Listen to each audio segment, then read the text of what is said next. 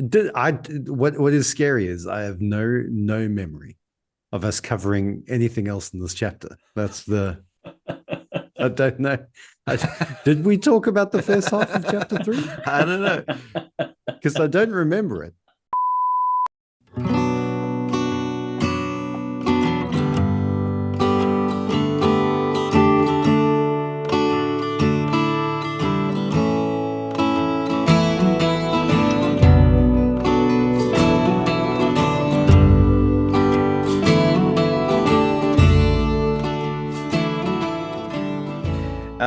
All right, good. Here we are, Monday morning, fresh as a daisy. Already messed a few Sunday things night, up. Mike. Sunday night.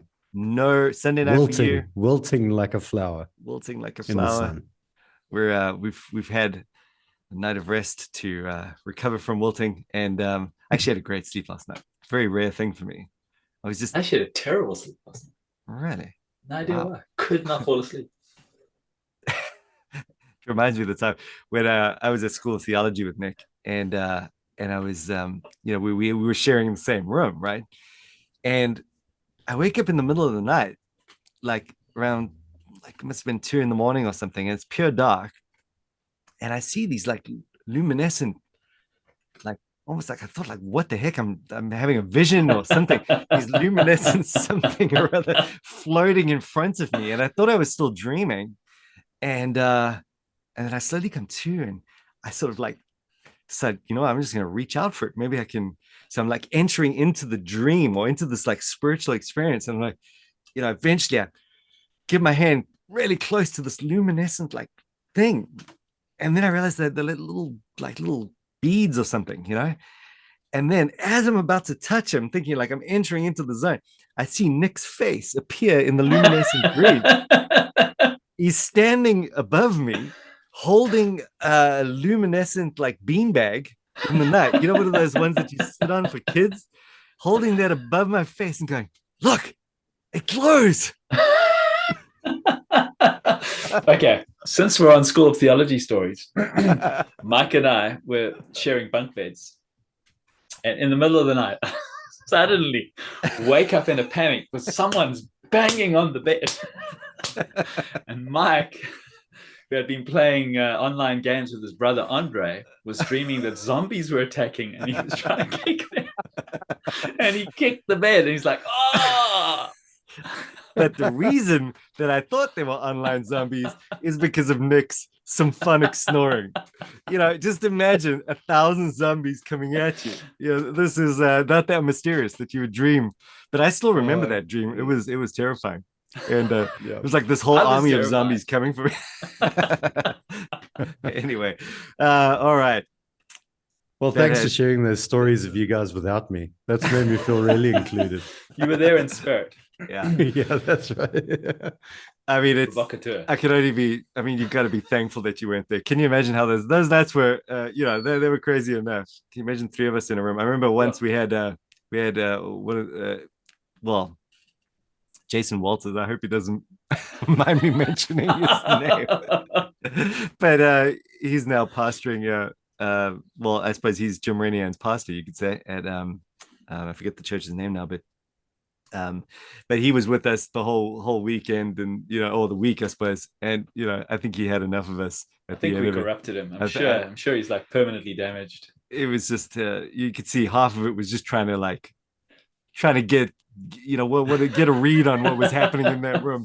Anyway, okay, so here we are with Nick thought we were doing this on Wednesday. It's Monday.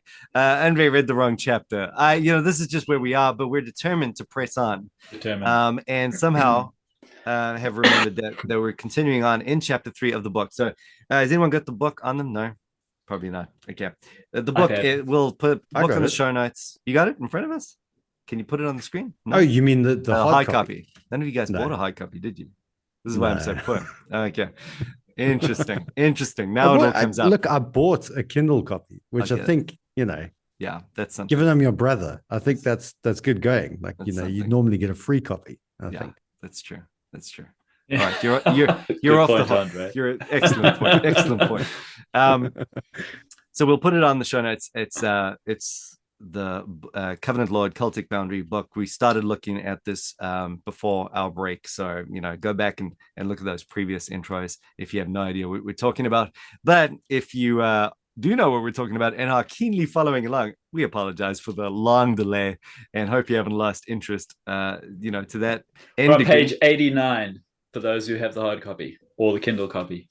Okay. Well, 89 of 428. That's my Kindle reference anyway. Interesting, because mine's 63. So you must have much bigger font or much smaller font. I think my font's bigger. That's probably the problem with pagination on Kindle. But anyway, so no, it should be the same, shouldn't it? I've got the manuscript for the hard copy. I'm at footnote 502. Oh, that's wrong as well. Okay, maybe we are in different places. I'm on page 89. I've got the same. Yeah. Okay. Yeah. Good talk, guys. Good talk. Yeah. Let me get to page 89. All right. So let me catch us up to where we're at. So what we're looking at is Klein's covenant theology. So we've been looking at distinct features of Klein's covenant theology. We've been working through from the Garden of Eden forward till this point. And so now we're up to the Noahic covenant. And so we're still looking at Klein's distinctive contribution as he looks at the Noahic covenant. So that's what we're here to discuss. Excellent. All right. The Noahic covenant is an important one. Wow. So this is, Van Drunen has shown this in terms of two kingdom theology and its outworking. Really more than Klein. He has run with this insight that we're about to talk about now, which I would say is a Kleinian insight at the core. And he has he has gone in directions that, I don't know, maybe it's up for debate as to, whether Klein himself would follow all the way, but certainly I like the way Van Drunen went, and I like, his approach and his, just really exploration of this idea and application of it to areas that typically only neo-Calvinists would want to look at. And, that really does need some balance and at least some extra thinking on it. So I think for that reason alone, if you have any doubt whether this is important, go and read where that goes in Van Drunen. But in terms of like seeing how it gets spelled out and its profound kind of like grip of what's happening in the text, I think that's where Klein comes in, and that's what he has spelled this out. Also, just some very cool stuff though, like the Mark of Cain. We just have to talk about the Mark of Cain because it's just very cool. It is. It's cool. That's got nothing to do with racism. I just love the way it explains what the heck's going on there, because it is really it's just like such a mysterious thing. And now I think he cracked it. I think Klein really got it. I think but I think this is like, by the way, things like walking in the cool of the day. That's just like a brilliant Kleinian insight. Interestingly, on the Mark of Cain though, we'll talk about what that is in a second, but that's the one thing Van Drunen doesn't agree on. So there we go. This is why you got to start with Klein. All right. So maybe just to re-emphasize the importance, because in covenant theology, one of the big debates is, what do we do with the legal aspect of the Mosaic covenant? That's the big question. It's one of the big questions that haunts covenant theology. But I think that this is another question that must haunt covenant theology: is what do we do with common grace in the Noahic covenant? Yes, exactly. Because people are not wrestling sufficiently. It gets absorbed into just another administration of the covenant of grace. It gets lost in the mix, and its unique contribution is it's not emphasized enough. Amen. And historically, that is the case. It gets very little attention. It is just the doctrine of providence the whole way through. In some way, and then I think you have a little bit of kickback around the time of the Arminians and the Remonstrants and stuff. They have to figure this out a little bit more with prevenient grace and what is common grace and how does that all work. And then you have like virtually nothing until maybe with Hodge spells a little bit out, and then the Dutch tradition is really where it starts taking off as they start to think about this properly, and Kuyper more than anyone who put this on the map as a concept that needs to be grappled with. And in that sense, what Klein is doing is really well within these Kuyperian lines, and he's in the Dutch school of thought. For sure. And he's so Klein's a neo-Calvinist, basically. Is that what you're saying? Paleo-Calvinist. Paleo neo-Calvinist. Exactly. And that does open up the can of worms as to what exactly was Kuyper saying, and why don't neo-Calvinists like Kuyper? because that's an interesting one. Well, maybe let's start off with a question. You know, we know there's a covenant of works. We know there's a covenant of redemption. We know there's a covenant of grace. What is a common grace covenant? Yeah. Well, I mean, I think what we're saying is that it was a covenant like every other covenant, in that God establishes this way of dealing with mankind. It's unilaterally imposed. It was something that is, in that sense, a gracious covenant, right? Just immediately, if we're going to use these Kleinian ways of categorizing things, it's not that man had to do anything to earn this. Not like man has to take a vow in the process. There is something that God establishes here. It is, it's right to use the concept or thought of grace in this way, although we have to be careful. Are we talking about salvific grace? And we'll get there in a second. And then you have to, in terms of the parties and the head of the covenant and so forth, and everything you normally think of there, you have everyone. This is what's unique about this. It's all of creation. It's everyone, not just Noah and his family, not just the redemptive community, but you have these this thing happening with the thing after the fall, right? After the fall, not before the fall. Before the fall, there's another thing going on with the covenant, but after the fall, I mean, not fall, sorry, flood. I correct myself. After the flood, God is making this covenant not just with Noah, although Noah is the recipient of the hearing of these words and the means perhaps of communicating it to others or something along those lines. The covenant itself is made with everyone, and then the last thing we need to say about it that just turns this thing into something distinctive is that it has to do with the ameliorative ends of humanity. It has to do with the preserving of humanity, not the ultimate ends, the penultimate ends, as Van Drunen puts it, not the ultimate ends. It's not an eschatological thing in view, but rather the preserving of this age, and a stopgap measure. Yeah. Stopgap measure, yes, and that's key. That's really the whole thing, because if that's true, then that has massive implications. Of course, what we have to immediately say is that many people will say, well, that's not true. The covenant was made with Noah and his family as a redemptive community, both before the flood and after the flood. And it's really just part and parcel of the covenant of grace. And so to the degree that God is then making something, that is only for the redemptive community, then, that's going to have its outworking in terms of what the redemptive community must do with this covenant, and how it becomes a legitimate outworking of it. Yeah. So there'd be a couple of key ways in which we would help, that would help us to see why the Noahic covenant is different to, for example, the Mosaic covenant or the covenant of grace. And that would be things like, you say here, no cultic functions are delegated in this formal reenactment of common grace or gratia communis. There's also no Sabbath, reinstatement of the Sabbath. Maybe we want to discuss some of those elements. Totally. It might be worth just doing the run-up too, just talking a little bit about Cain, because what is being formalized here is not the first time it's happening. It's not the first time that you have common grace in view. Common grace, like just as a concept, I mean, it's right there at the fall. Why are we not destroyed instantly in a moment? Why is there not eschatology? The storm cloud theophany appears as God comes to judge Adam and Eve. And I mean, it was the end of the world in Genesis 3. It should have been, that's when death should have happened. That's when judgment happens. That's what was promised. And yet there's a delay. And though death will ensue and judgment will ensue, man is allowed to have children and family. And though there'll be struggle, and though there'll be, a sweat of the brow thing and all of that, there will be the allowance of the joy of work. I think Ecclesiastes, and there'll be some temporal satisfaction in the whole process, although it's mixed with frustration and so forth. Anyway, so it's there from the beginning, right? That's where it starts. And then the first time you see it sort of formally outworked, or at least initially outworked, is with this problem with Cain, in that he he kills his brother, and then he fears that being cast out into this wilderness wandering, exposed to endless blood feuding, and no ability to sort of propagate a family lineage and all sorts of things like that, that becomes too much for him to bear.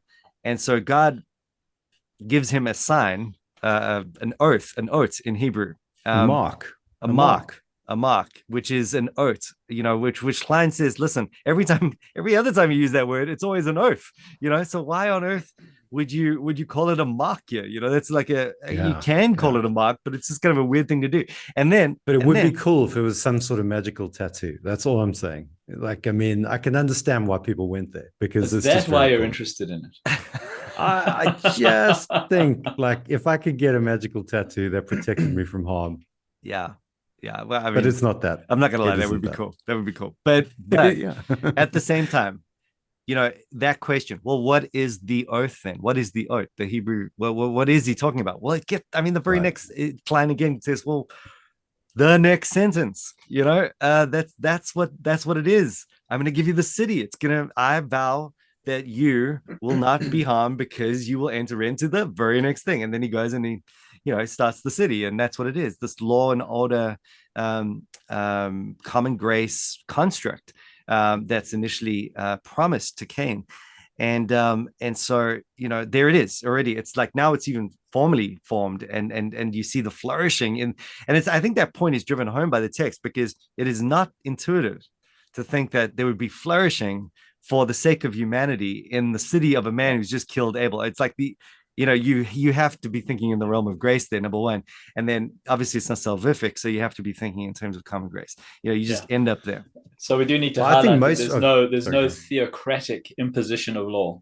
That it's, because whenever God's in the room, the law of the Lord becomes the law of the land, and the sinner must die. But here we have a suspension of that ordinary way of theocratic working, where the sinner is allowed to live. Culture is allowed to flourish. Yes. And there's not the imposition of theocratic law. No, as it would be in the garden, prior to exactly, as it should have been, as Adam should have crushed the head of the serpent. Yeah.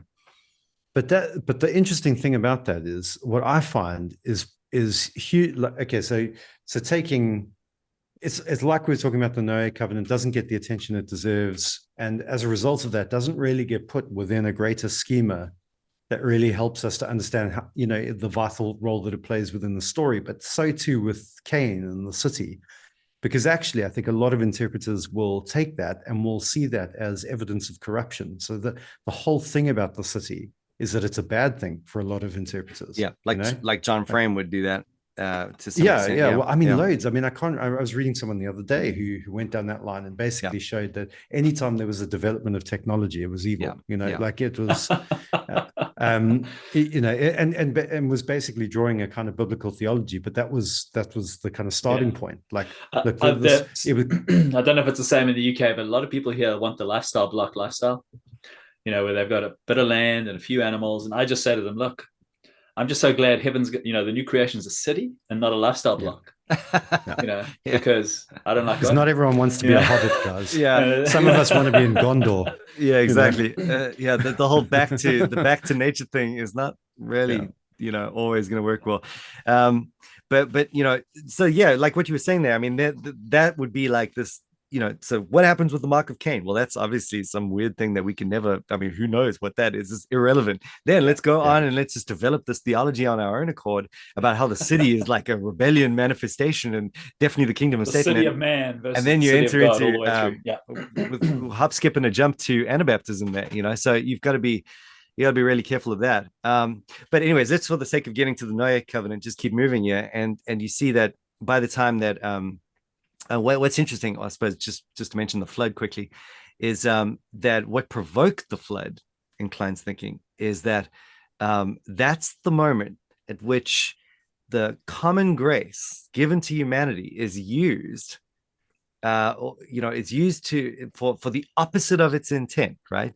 And at that point, they cut the branch off upon which they sit. When the whole world comes together for the persecution of the covenant community and the corruption of mankind, they effectively are leaning on a branch that God has given them, and they're cutting that branch off. And that's what catalyzes the flood, as it were.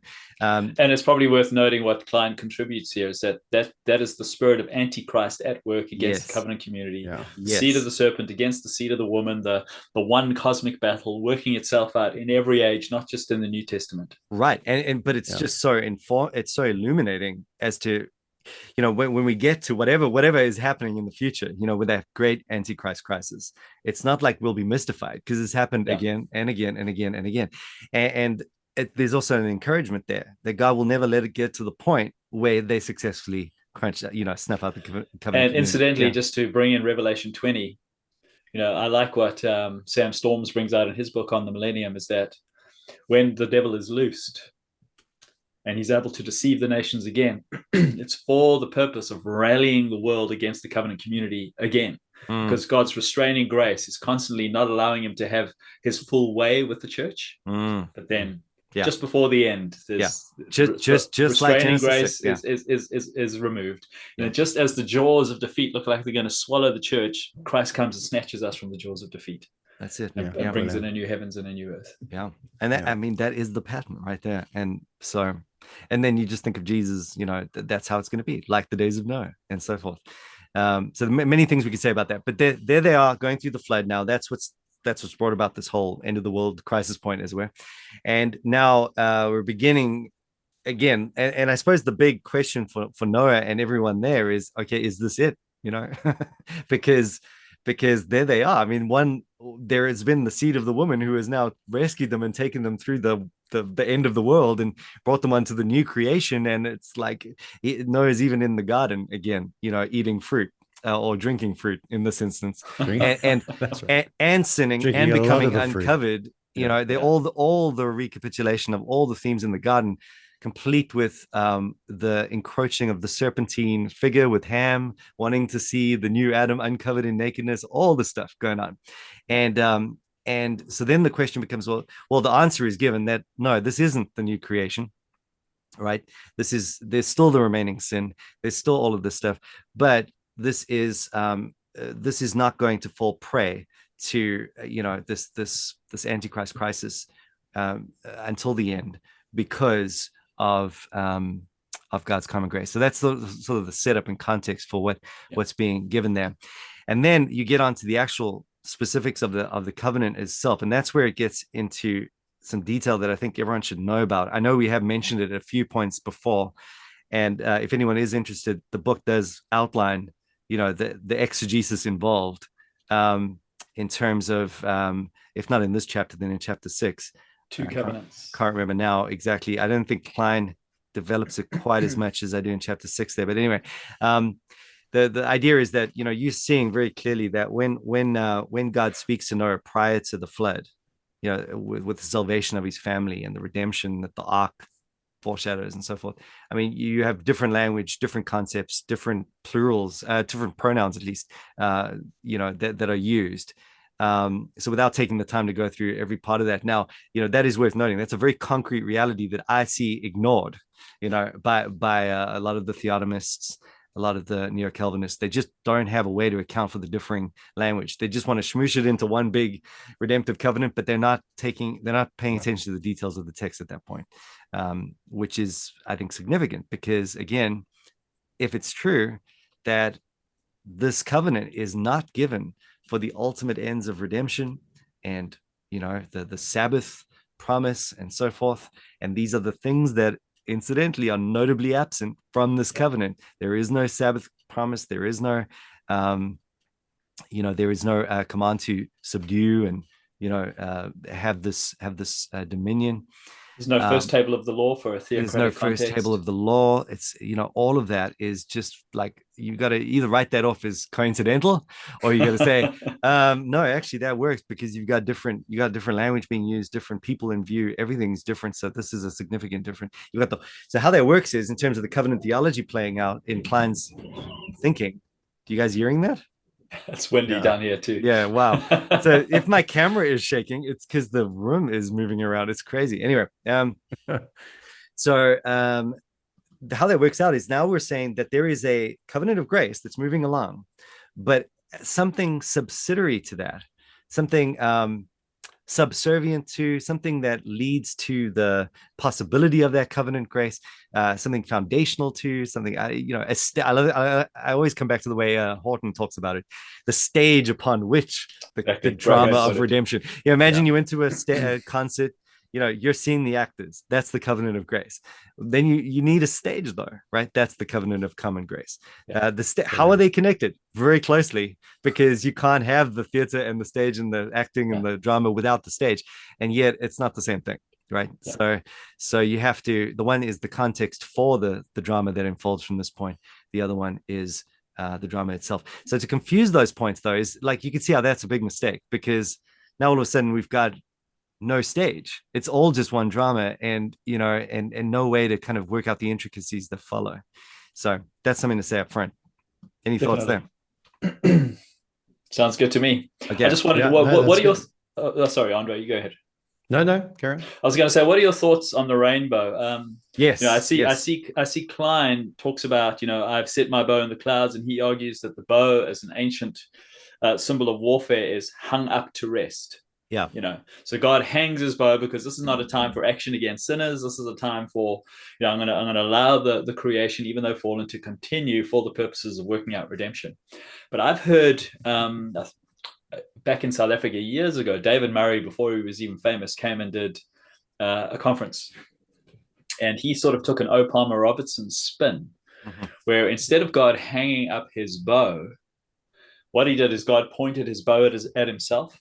So that just like with the Abrahamic covenant in Genesis 15, God walks through the parts. Yeah. You have God turning the bow on himself, just like he's cutting the parts for himself, and sort of absorbing this into just another step and unfolding of the administration of the covenant of grace, rather than a distinct common grace covenant. Yeah, exactly. Well, I mean, you'd have to, if the sign of this covenant was that, is the very thing that happens at the cross. You'd have to at least say that what's happening in the covenant of grace is enabled by the atonement at some level, and then you'd have to work that out. But I think probably and just for the record, Klein said it's not so much hanging the bow up, but rather the bow at the warrior's side was the image that he was using there. So you can imagine the bow sort of like, going upwards like that at the warrior's side. Not ready to shoot, but he's holding it at the handle, and it's kind of like, going down just like a rainbow. So imagine this massive warrior in the sky holding this rainbow, and that's the image.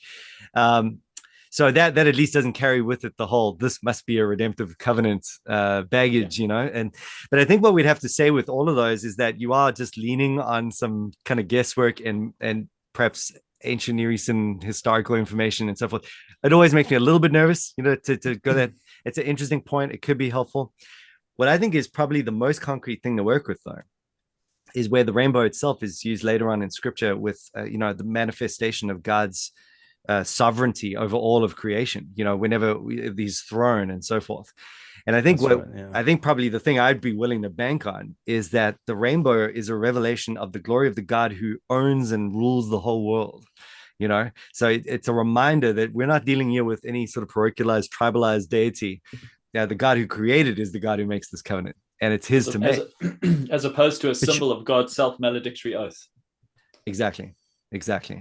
Well, it just sounds a little bit like, the kind of fourfold interpretation, where you go from the literal sense to the, it just feels like the bow pointing up to heaven is a little bit down the line, when you start to draw the connections to how it points to Christ and that kind of thing. Exactly. I mean, I'm totally, sorry, go for it. But I'm just thinking, like, within the text itself, within the Noahic covenant itself, surely like you were saying, the idea of the rainbow as it's used in scripture is pointing to sovereignty, sovereign rule. It's associated with the throne of God. And in the text itself in Genesis, it does seem to say that this is a sign for all creation. So I think that in some sense that is, that's what I was going with earlier, that the sign itself, I think, points to a common grace rather than redemptive covenant, because it's a sign given to all creation rather than just to Noah and his family. And one way to think about it as well that I like is that it's a counterpart to the Sabbath sign. It's almost like you have new creation and creation in view. So there is in the Sabbath the promise of a new creation, of being with the God who has entered into his rest and rules, really enter into his throne room at that level. Whereas, here we have the sign of being under his rule. And a lot of what is coming up, I suppose, in two kingdom theology, is that God does rule. And that's why I hate the caricature that says, "Oh, we're trying to say that there's some neutral zone or something like that where God isn't ruling." No, I mean, like the manifest truth here is that God is 100% sovereign and ruling over everything. But he is, and the reason we get to two kingdom language is that he's doing the redemptive kingdom that enters into the Sabbath realm is being ruled through the administrative means of the covenant of grace, whereas the kingdom that is currently the world, and that God still rules over at every part, is being administered through the common grace covenant. But they're his covenants, and they're you have these two counterparts in terms of the plan of redemption, the stage and the drama, and so forth. So it is interesting to meditate on the rainbow. I don't know if you guys have been exposed to Kent Hovind and creation science and those sorts of guys. Try not to. Because this was the first time it rained, of course, and so this is the first rainbow. Yeah. Well, and it is because now the cloud cover pulled back, and now finally the first rainbow appears, and that's the significance. It all just proves creation science. Yes, which is not necessarily, and it's not, and it's an important point. I think it's not necessarily the case that was the first rainbow, right? At all. It's like, because that's never what God does. He always just uses things that are already there. Trying to put myself in the ancient mind, you have a storm. Think of lightning and thunder, which are often associated with judgment and fear of death and all those other things. And then there's the light after the storm, which casts these colors in the sky that brings that sense of relief and the return of life and brightness. Yeah. And it's God's associating this covenant with that moment when the storm recedes. Yes. And everyone can resonate with that. And even just the fact that the ominous clouds are sort of there is this contrast. There is an ominous reality to all that remains, and yet there will be this thing that preserves it, and there will never be that removal of goodness, truth, and beauty at that level. That's what common grace is. It will preserve that. It will be something present all the way to the end. So was that an intentional reference to the Transcendentals, Mike? Yes, that was, yes. although I recently have done a class that tried to argue that those are not actually even present as the true summary of the Transcendentals. So, oh really? Yeah, it's like a popular sort of groundswell movement thing. Good, true, beautiful, virtuous. They don't. You don't find that in Aquinas, for example. Which is everyone says is a summary of Aquinas. So anyway, that was interesting. Well, coming back to the Noahic covenant, let's talk about the refracted cultural mandate. Yes. Okay. Because we do see talk about light and all. We do see certain commandments being given to Noah, which sound very much like Adam. How are we to understand those commandments? Yes. And just in case we forget, we need to do the same thing with Abraham. Okay, because again, people would they look at like Noah as the new Adam, and then Abraham as the new Adam, and like, oh, look how it's just a new Adam every time. And so Noah gets absorbed into just another iteration of the same thing. Right. So, but let's stay with this refraction concept now. What do we mean by that? Well, again, it's imagine just this like prism, light entering into a prism and then being refracted from that prism. It's changed.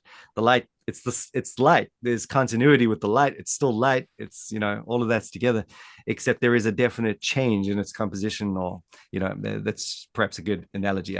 Klein does talk about that as a reason I think he coined this concept of refraction in terms of the Noahic covenant anyway. And what he was doing there is just saying, okay, let's not ignore the continuity. No need to ignore it. It is talking about this mandate that is, everyone knew about, that what was given to Adam and Eve. There is that now what happens to that is the question. We've just established it's not the new creation. There is still sin, but then what about the mandate though? What happens now? And I think that the whole point is to reiterate those elements of the mandate that should be carried out, but adapted now in its formal sort of glory and covenantal dimensions to a fallen world that has just very clearly been spelled out prior to the flood. So how can this work within the fallen world, and what should be hoped to be accomplished within a fallen world is what's in view there. Especially important in that you could imagine, this is a thought I've often had. Let's say you were Noah and his sons in the new creation, and then, I don't know, someone doesn't play ball with religion. Like, do you kill them? Like, what do? You've got a shot at it, right? If Aren't you supposed to subdue the earth? Yeah, I mean, look, if you think you have a shot at the city on the hill in the new Americas or the new world, when you enter the Mayflower, I mean, imagine what these guys were thinking. Here is a true shot at the title. We could make this the city on the hill. We could do this. This is good. It's only us. Anyone that falls away from this just dies. And so you can almost see the need for this to be said at that level, because the big message of this is no. That's not what you do. Yes, there should be a death penalty. Yes, or at least let's not say it should be a death penalty, but yes, a death penalty is permissible in this rubric because of the image of God and so forth. But I think Lyons would go further, wouldn't he? I think he'd say that you must. What I have in mind there is a little bit of what Van Drunen was kind of working with in a pluralistic society. Is it mandating? Right. Yeah, I tend to. It's a big discussion, and I don't know what Klein exactly. That's fine. But it's sort of, it seems less. I'm happy to see a warrant there. I don't mind. I think I think it's helpful. That's fine. We could all agree on that, but that doesn't really help in terms of like, what must the government do now? Like, you might find yourself, for example, in a society that doesn't have the death penalty, right? And then does the Noahic covenant give you grounds as a human being to form a mutiny against your government because they haven't put the death penalty in place? That's what's really going to become front and center if you hold that position. So you have to remember what we're saying ultimately is that what theonomists say, and to be fair, theonomists make this point against two kingdom guys often. They have a fallback. They're like, why should we do something? Why shouldn't we do something? Oh, easy. Just go to the Mosaic covenant. It says we should. Or it said we shouldn't. So that's our go-to. And Bahnsen's big critique for anyone who wasn't a theonomist really was that, if you're going to fall back on the Noahic covenant, you better do that properly. Because if it's mandating the death penalty, then you're pretty much in the same boat as me. Or where are you getting your information otherwise? So all these critiques that are leveled against this idea. But I think there is a very clear reasoning process and argument to say that we're not going to have the time to do it now, but Van Drunen does look at this in all its nuances to say that this is it's not necessarily mandating it in the same sense that a theocracy is mandating a death penalty in its constitutional society. Exactly. So there's I would see it as a natural law principle, but not as a theocratic imposition. Exactly. And so if you find yourself in a situation where a state has that death penalty imposed or in place, this is no reason to concern yourself because of what is a natural law anyway. But there's no need to then go and you might well argue for it in a context of a natural law scenario or in politics within common grace. Sure, go for it. You could argue for that on the basis of many different things, but it's not a reason to rebel, so to speak, which is really what we want to get down to all the time. So there's that. And then what we were saying also is the second table of the law. Don't like that language because that's it's actually one table of the law that's been duplicated according to according to the Suzerainty Treaty. Yeah, let's just use the using Puritan terminology. Let's use the terminology that everyone else uses. The second table is in the last 6 commandments that deal with that horizontal dimension, right? Those you can, I think, derive from what's being said over here. But there is the strict, in your imposition of this, or in the arrangement of this covenant, and you're wanting to adhere to it, there is a message. Don't bring forward what I have intended at the end of the world, right? The whole point of this is that the horizontal the vertical dimensions of the law that are being broken. In other words, the blasphemy, the things that will happen wrong, the false religions, I reserve to judge at the end. Any attempt to do that, and here's what's so powerful, and this is what Klein, I think, more than anyone else has brought forward. Any attempt to bring that in at at a prior point to the judgment itself is really an attempt to what's the word, to anticipate or usurp God's over-realize eschatology, maybe. Well, over-realize certainly, but it's I was looking for a certain word. It's an attempt to anticipate in a wrongful way. Jump the gun. Yeah. It's an attempt to do what God has not yet allowed and what God has reserved for himself. So important point, because I think like a lot of this language comes down to, oh, but no, if Christ is Lord over everything, then the infidel must be punished, And what Klein's basically doing is saying, well, why don't you just listen to the Lord?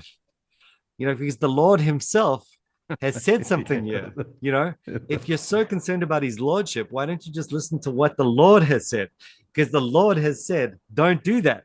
So like, it's really weird when you say, in the name of the Lord, we will do what the Lord himself said you shouldn't do. So it's a little bit like the Crusades, If Jesus says, turn the other cheek, and you kill the guy, that's a problem. Who slapped you. Because you do it in the name of the one who said don't do it, so that's kind of like, there's no use in upholding lordship language if you're not going to listen to what the Lord has commanded in the covenant. He is the king, so do what the king says. And maybe just to highlight as well the difference between Adam and Noah. Adam was said, have dominion, subdue the earth. Yes. And then as a priest who was to tend and keep, he should have waged war on Satan and the seed of Satan as part of his judgely priestly duties. Yes. But that command is not issued to Noah. He is not told to have dominion or subdue. No. He is told to multiply. So marriage and childbearing and the family institution, that is implied as continuing. Yes. But Adam's original task to create a theocratic state, that's gone. Is that task is not handed on to Noah. Yeah. Interestingly, it's even in the city of Cain, the Sethite lineage is not given a different city, right? The city function is always now within a common grace scenario, and the Sethites live with the Canaanites. Certainly by the time of Noah, you have this like intermingling of the two under the Canaanite sort of common grace rubric, and the same is true going forward. You have that same city function being associated to common grace legitimacy, and yet in no way something sanctified as the city of God. And the saints don't get a city until the end. That's except for the suspension of the common grace principles within Israel, but we'll get there when we get there. Now we're just setting up the framework for understanding why Israel was so unique and so amazing. And maybe just on a polemical note, just in defense of the two kingdom use of the Noahic covenant, we do have very strong opinions on all sorts of political issues like abortion and homosexual marriage. When we talk about political neutrality, it's only in terms of the church taking the power, not in terms of upholding the moral law of God, which is written on every heart. And so, I think that's an important point, because people would often see how we look at the Noahic covenant, and instead of jumping on it like Barnson to try and set up a Christian government that imposes all of these things, they think that we have no opinion on this and we somehow degrade the law of God or deny the law of God. No. We're simply trying to recognize the way in which God is administering his world after the fall. Yeah, exactly. Yeah. Exactly. And even, you mentioned earlier that certain things are mandated. And that's the other side of this. And Klein himself, was quite strong on this, saying, listen, stop your mind from going to the negative, like what we don't have to do. And there's a lot to do here. There's a lot that we have to do. And it's very much a mandate. Like it's from, you've got to take that seriously. So then I think one of the questions that does come in is, well, to what extent are we looking at this mandate playing out? And I think the big, by the way, is this, I can hardly hear myself think with all the rain. Can you? I can hear you fine. You can, everything coming through? It's coming out fine. It's had an impact on the audio quality, but we can still hear you fine. That's fine. Is it? It's a bit tinny, but it's okay. I wonder if I'll just quickly. I didn't even know it was raining. Is it? What I'll do is put I can't hear the rain. I can't hear the rain at all.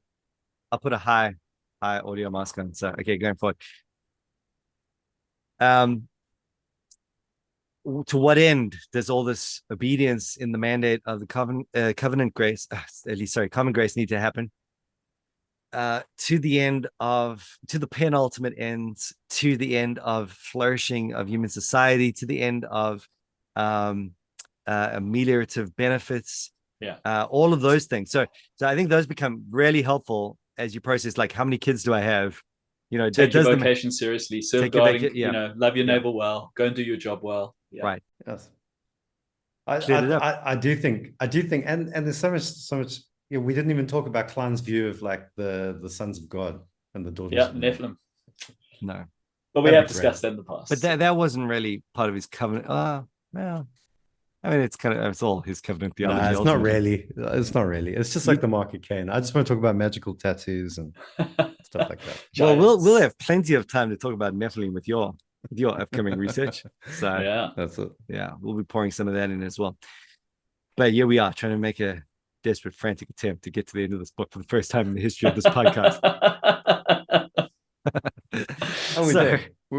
We're getting there. We're doing. I think we're showing incredible fortitude at this point. This is already something quite special. Yeah. Okay, good. Thanks, guys. Out.